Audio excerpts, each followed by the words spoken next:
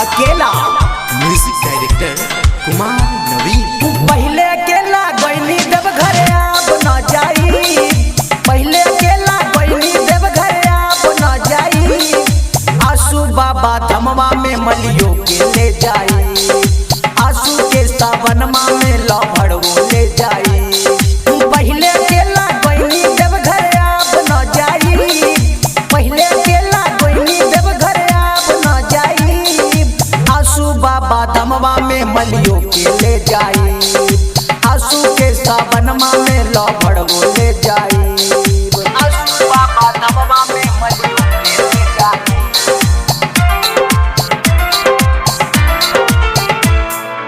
आसू के सावनमा में लभड़ वो ले जाई। हाँ संगबे में चलल जाई जलवा हो भर के, कान्हे पकावड़ लेके हटवा पकड़ के, हटवा पकड़ के। संगबे में चलल जाई जलवा हो भर के, कन्हवा पकावड़ लेके हटवा पकड़ के।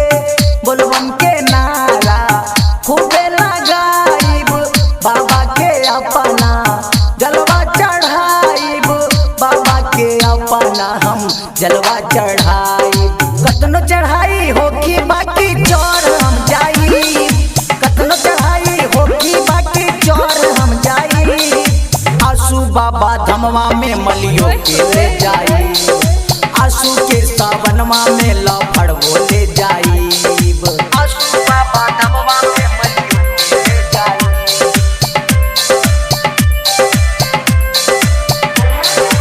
आसू के सावनमा में लफड़ वो ले जाई।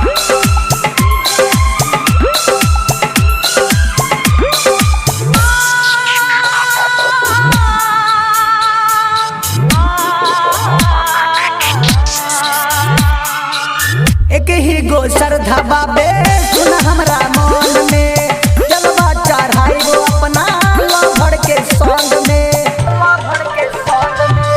हाँ एक ही गो श्रद्धा बाबे सुन हमरा मन में, जलवा चढ़ाई वो अपना लभड़ के संग में। इंद्रजीत अकेला संगे साजन सतीश हो, बाबा के भगती में रहे मगन हो, बाबा के भगती में रहे मगन हो।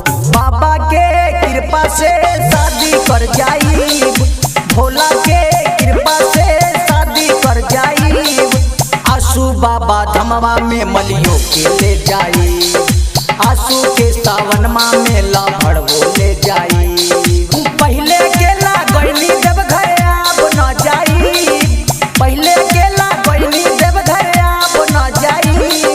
आसू बाबा धमवा में मलियो के ले जाई, आसू के सावनमा में लभड़ वो ले जाई।